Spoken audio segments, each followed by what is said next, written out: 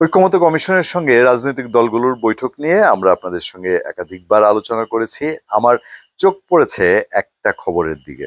এই খবরটা খুব ছোট দলের নেতা হলেও, ছোট দলের বড় নেতা হলেও আমার কাছে মনে হয়েছে খবরটা খুব সিগনিফিকেন্ট। সিগনিফিকেন্ট এই কারণে যে বাংলাদেশ সরকারের এখন যিনি অন্তর্বর্তীকালীন সরকারের প্রধান উপদেষ্টা, তিনি বিশ্বজয়ী মানুষ বলা যায়, অর্থনীতিবিদ, নোবেল জয়ী মানুষ। সেই মানুষটা জাপানে গিয়ে বিএনপিকে নিয়ে একটা কথা বলেছেন যে বাংলাদেশে একমাত্র দল বিএনপি ডিসেম্বরে নির্বাচন চায়। আমার সামনে যে খবরটা আছে সেই খবরটা বাংলাদেশে একদম লিডিং নিউজ পেপার প্রথম আলোতে ছাপা হয়েছে। প্রথম আলো বলছে 3টি দল বাদে বাকি সবাই ডিসেম্বরের আগে নির্বাচন চেয়েছে। তাহলে প্রধান উপদেষ্টা কি মিথ্যা বলেছেন, নাকি প্রধান উপদেষ্টা জেনে শুনে তিনি এই আওয়াজটা মার্কেটে ছেড়েছেন, নাকি একটা আওয়াজ যে মার্কেটে আছে যে বিএনপি যেন, আওয়ামী লীগ নাই ফিল্ডে, আওয়ামী লীগের সাথে কম্পিটিশন হওয়ারও কিছু নাই, আর বিএনপির সাথেও নির্বাচনের মাঠ পর্যায়ে অ্যাটলিস্ট মানুষ যেটা মনে করে যে ভোটের যুদ্ধে, ভোটের প্রতিযোগিতায় কাছাকাছি যেতে পারে সেরকম কেউ নাই। তাহলে একটাই পথ করতে হবে যে বিএনপিকে কিভাবে এই নির্বাচন থেকে বা নির্বাচনের ফলটা ঘরে তুলতে না দেয়া যায়। সেই রকম কিছু কি ভেতর ভেতর ছিল যে কারণে বিএনপিকে টার্গেট করে বলা যে বিএনপি একমাত্র ডিসেম্বরে নির্বাচন চায়। ডিসেম্বরে নির্বাচন না হলে বিএনপির অনেক ক্ষতি।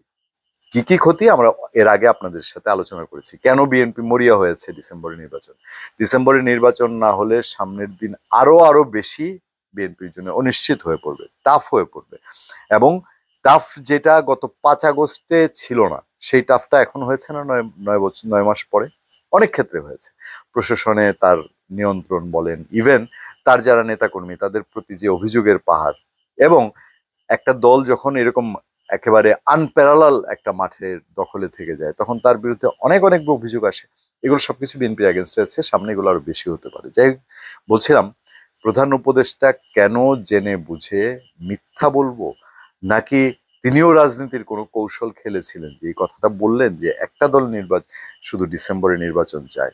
যে খবর প্রধান উপদেষ্টার সঙ্গেই বৈঠক করে বলবো বের হয়ে, এই যে ছোট দলের বড় নেতা বললাম গণ অধিকার পরিষদের নুরুল হক নূর, সে কি বলছে, 3টি রাজনৈতিক দল বাদে বাকি সব দল ডিসেম্বরের মধ্যে নির্বাচন চেয়েছে বলে জানিয়েছেন গণ অধিকার পরিষদের সভাপতি নুরুল হক নূর। তিনি বলেন, নিক্কে এশিয়া ফোরামে প্রধান উপদেষ্টাকে উদ্ধৃত করে একটি মন্তব্য এসেছে যে একটি মাত্র দল ডিসেম্বরের আগে নির্বাচন চেয়েছে, যেটা সঠিক নয়।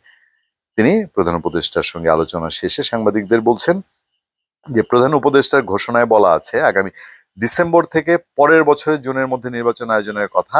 তিনি বলেন, বিএনপি সহ আমরা বেশ কিছু রাজনৈতিক দল ডিসেম্বরের মধ্যে নির্বাচনের কথা বলেছি। এটাও প্রধান উপদেষ্টার ঘোষিত রোডম্যাপের মধ্যে আছে। যেহেতু সংস্কার কমিশন ইতিমধ্যেই তাদের প্রস্তাবগুলো চূড়ান্ত পর্যায়ে নিয়ে এসছে, এখন চাইলে ডিসেম্বরের আগেও নির্বাচন হতে পারে। এই জায়গাতে আমরা প্রশ্ন তুলেছি। সবাই বুঝছে যে নির্বাচনটা ডিসেম্বরের আগে বা অ্যাটলিস্ট ডিসেম্বরে হয়ে যেতে পারে। ডিসেম্বরে নির্বাচন হইতে দেশে কোনো সমস্যা নেই। একটাই সমস্যা আছে যে এই সরকার থাকবে না, এটি তো সমস্যা।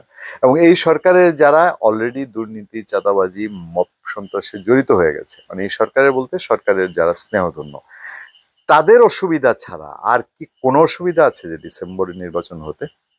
তো প্রধান উপদেষ্টা যখন বলেছেন, এটা সব রাজনৈতিক দল চ্যালেঞ্জ করেছে, ম্যাক্সিমাম রাজনৈতিক দল। আজকে কি এটা প্রতিষ্ঠিত হলো না যে প্রধান উপদেষ্টা জাপানে গিয়ে ইচ্ছাকৃতভাবে কোনো একটা বিশেষ কারণে এই কথাটা বলেছিলেন যে শুধুমাত্র বিএনপি নির্বাচন চায় ডিসেম্বরে?